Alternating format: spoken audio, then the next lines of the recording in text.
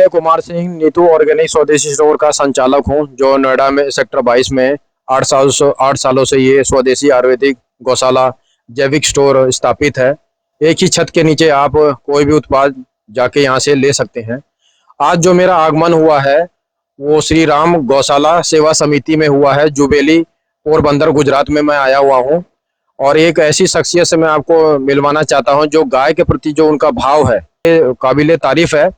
और उनसे ज़्यादा देर न करके बातचीत में हम विश्वास करेंगे। आज हम उनकी मुलाकात आपसे करवाते हैं।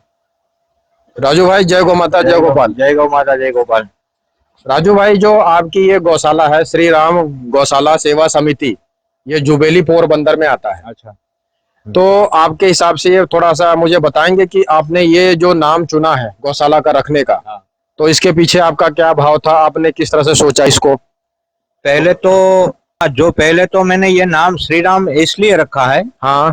कि जब अपने हिंदू समाज में जब अपनी अर्थी उठती है, हाँ जी। घर से कोई आदमी मर जाता है, उसकी अर्थी उठती है, तो भगवान कृष्ण तो अपना भगवान है, लेकिन उसमें नाम राम का लिया जाता है। हाँ। राम बोलो भाई राम। तो क्योंकि पहले राम अवतार हुए, कृष्ण अवतार बाद में हुआ, तो मैंने इसलिए भगवान रामचंद्र जी का जो नाम है वो गौशाला के लिए रखा है। और मैं राम भक्त हूँ, मैं रामायण का प्यासी हूँ और गौ माता का भी प्यासी हूँ। वही मेरा यही था। तो आपकी ये जो गौशाला है ये कितनी साल पुरानी है? कब आपने कौन से सन में इसको स्थापित किया यहाँ पे? मेरी गौशाला 27 साल हो गया है। क्योंकि जब पोरबंदर जिले में मैं पहले ऑटो चलाता था। अच्छा। हाँ, तो वो हर गली में मेरे को पैसेंजर को छोड़ना जाना पड़ता था। तो कोई गली ऐसी होती है कि जहाँ गाय माता बीमार पड़ी हो, वो टांगे घिसती हो, उसको उठाने वाला कोई नहीं है, उसकी कोई संस्था नहीं है। तो मेरे को विचार आया कि चलो इसका कौन है, तो इसलिए मैंने ये विचार के हिसाब से ये गौशाला खड़ा किया। और वो गाय जहाँ रहती थी तो वहां पहले मेरे पास कोई वाहन नहीं रहता था, तो मैं वो गाय को बैलगाड़ी में लेके आता था। अच्छा जी। हाँ, बैलगाड़ी लेके जाता था। बैलगाड़ी में वो गाय को यहाँ से उठा के ले आए, यहाँ गौशाला पे रखे और उसकी सेवा करें, उसको सही करता था। और कभी कभी हमारी सेवा कारगर नहीं भी निवड़ती थी तो गाय मर जाती थी। अच्छा। क्योंकि कभी कभी तो जिंदगी भगवान के हाथ में, सर जी, हमारे हाथ में तो है ही नहीं। हाँ जी, हाँ जी। हम तो दवाई करते हैं, उसकी सारवार पट्टी सब कुछ करते हैं, लेकिन जिंदगी भगवान देता है। इसी बीच में मेरा एक महत्वपूर्ण सवाल ये है राजू भाई से कि जैसे बहुत लोगों का कहना है कि गाय को जलाया नहीं जाता, दफनाया जाता है। और अगर जलाया नहीं जाता है, दफनाया ही जाता है, ये सब लोगों की धारणा है। तो इसमें मेरा सभी लोगों से, जो भी गौशाला भाई लोग हम सब लोगों से जुड़े हुए हैं, मेरा ये सवाल है कि कौन से ग्रंथ या किताब में ये लिखा है कि गाय को दफनाया जाए, जलाया ना जाए? जलाया जाएगा तो वो पाप माना जाएगा। और ये धारणा कितने सालों से हमारे भारत देश में बनी चली आ रही है कि ये गाय को हमें जलाना नहीं चाहिए, दफनाना चाहिए। तो इस पे आप थोड़ी टिप्पणी दीजिए कि क्यों आप गाय को मतलब जलाते हैं देखो, जबकि दफनाते नहीं हैं? इसके देखो पीछे क्या है? पहले क्या था, पहले कृष्ण अवतार में जब गाय रहती थी तो जमीन बहुत थी। अच्छा जी। हाँ, तो कहीं भी गाय को दफना दो, कोई आदमी बोलता नहीं था। हाँ। अभी अभी कहीं जमीन रही नहीं, और रही तो पथराड़ जमीन रही, वहां खाड्डा भी खोदा नहीं जाता है। हाँ। और कोई जमीन ऐसी निकलेगी तो वहां किसी का कब्जा होगा, हाँ। तो डांटने नहीं देगा।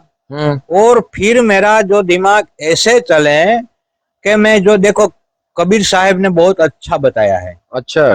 कि कुत्ता कभी भी जमीन पे पेशाब करता आपको नहीं दिखेगा। कुत्ता कभी जमीन पे पेशाब करता नहीं दिखेगा। हाँ जी। और दीवार के आसपास करेगा, बबूल के पेड़ हो तो उसमें करेगा, किसी गाड़ी के टायर है तो इसमें करेगा, साइकिल के टायर है तो इसमें करेगा। हाँ। वो जमीन पे पेशाब क्यों नहीं करता है? वो समझदार है। ये वो समझदार इसलिए है कि मैं जो ये जमीन पर पेशाब कर लूंगा, यहाँ से कोई राहदारी निकला, उसको जो भगवान के भजन करने की आदत है, वो वहां बैठ गया कि मेरा समय हो गया है भजन करने का, वो माला घुमा लू थोड़ी बार, तो वो माला घुमाने के लिए जो वहां बैठ जाएगा, तो कुत्ता ऐसा सोचता है कि वो कर्म मेरे को लगेंगे। इसलिए वो जमीन पे पेशाब नहीं करता है। तो साहब मैं ऐसा बोल रहा हूँ कि जो गाय को आप दफनाने की बात करते हैं कि हम दफना देवे गाय को, हाँ। चलो तुमने दफना दिया और कोई राहदारी निकला, उसको मालूम नहीं है कि गाय यहाँ गाय की समाधि लगी है, वो उसके उस ऊपर जो कोई पेशाब करेगा लेटरिंग करेगा तो कर्म किसको लगेंगे? गाड़ने वाला को और पेशाब टॉयलेट करने वाला को भी लगेंगे। उससे तो मेरे दिमाग में आया कि वही सबसे बेहतर आज लेकिन बहुत चीज लोग है। तो गौ माता के लिए गोचर भूमि में या शमशान घाट में गौ माता को जाके वहां दफनाते हैं, तो कहते हैं उस बीच में तो कोई जाएगा नहीं। अरे वो तो सब अपना जो पहले से जो बोलते हैं ना कि वो आगे से चली आती हैं। हम्म। आप अभी मेरे को बोला ना कि कौन शास्त्र में लिखा है गाय को अपने समाज में क्योंकि हिंदू। हम लोग तो ये सोचते हैं कि चलो ठीक है, हम मान भी लेते हैं कि गाय को जलाया नहीं जाता, दफनाया जाता है। तो ये किसने कहा था? वो कौन सा पहला ऐसा भारत में शख्स था जिसने कहा था कि गाय को जलाना पाप है और दफनाना ही चाहिए? या तो शख्स ने कहा हो, किसी संत ने कहा हो, या तो हम उनकी बातों का मान भी रखेंगे, क्योंकि हमें जानकारी होना चाहिए। मेरा ये जो सवाल है वो सिर्फ कोई टिप्पणी नहीं है। मेरा ये सवाल इसलिए है क्योंकि हम लोग जब इतना गौ माता के प्रति हमारा प्यार है, तो हमें गौ माता के लिए सारी जानकारियां हमारे पास होनी चाहिए, जिससे आगे आने वाली पीढ़ी को हम वो अच्छे से उनको समझा सकें, बता सकें, सही रास्ते पे ला सकें। तो ये जो सवाल मेरा राजू भाई से था, वो यही होना चाहिए कि ये जो उनके अंदर भाव है, वो भाव वो बिल्कुल उन्होंने सही सत्य वचन कहा है।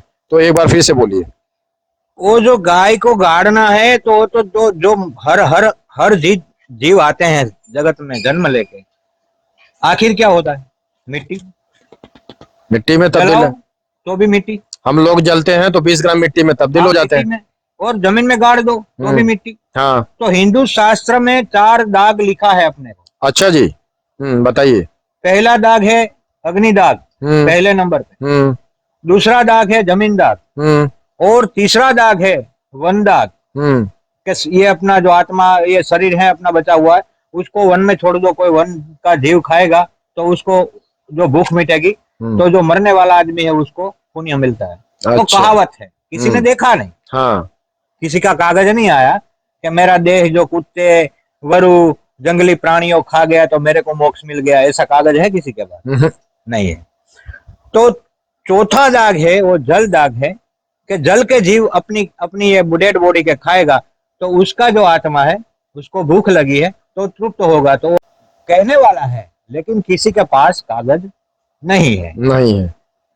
तो अपना हिंदू रीति रिवाज के अनुसार 4 दाग लिखा है। तो मैंने गाय के लिए सबसे बढ़िया ये मेरे को लगा कि भाई उसका चमड़ा भी न उठावे, उसकी हड्डी भी न उठावे।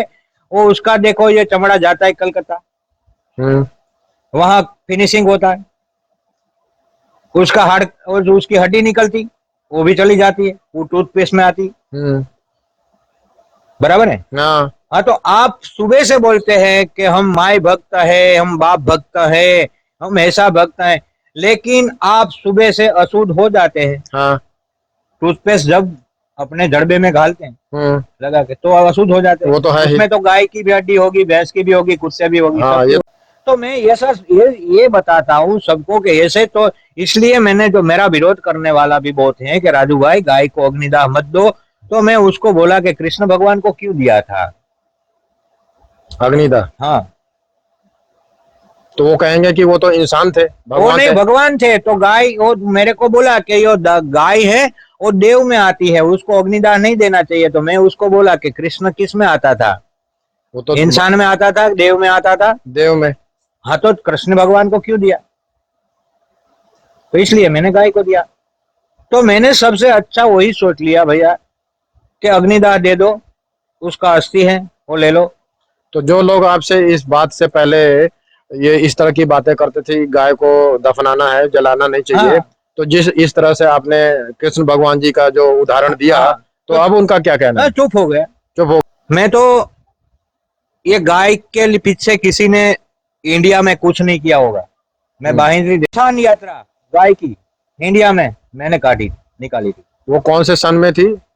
ओ सन तो मेरे को मालूम नहीं है, लेकिन वो गाय का नाम था मधु, उसका पैर ऐसे टेढ़ा हो गया था। अच्छा। वो ज्यादा साल तक हमारे पास रही। उसका भी शमशान यात्रा निकाला।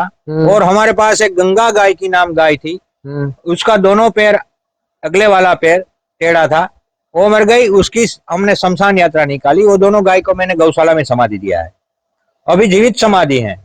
अभी कभी भी मन्नत लेके आओ तो अपनी मन्नत पूरी हो जाती है। और दूसरा कि जब उसका जो खड्डा खोदते थे तब मैंने ऐसा सोचा था कि गौ माता, आदमी मर जाता है तो उसके पीछे पानी पिलाने वाला, उसके पीछे क्रियाक्रम करने वाला, किसी के पीछे होता है ना 10वां 12वां जो होते हैं, समाज के लोग आते हैं, खाते पीते हैं, बातें चीतें करते हैं, वो ऐसा सब कुछ करते हैं इंसान लोग।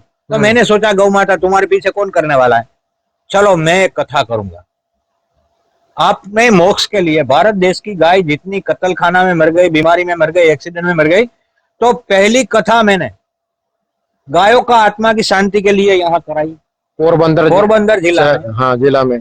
तो तब मेरे को सब बोलते थे कि भागवत कथा आत्मा को मोक्ष देती है। तो मेरा सवाल यह है यार कि जब अपनी अर्थी उठती है, जो कोई आदमी मर गया अपने घर में, अपनी अर्थी उठती है, तो उसमें राम बोलो भाई राम क्यों बोला जाता है? वहां कृष्ण कृष्ण क्यों नहीं बोलते?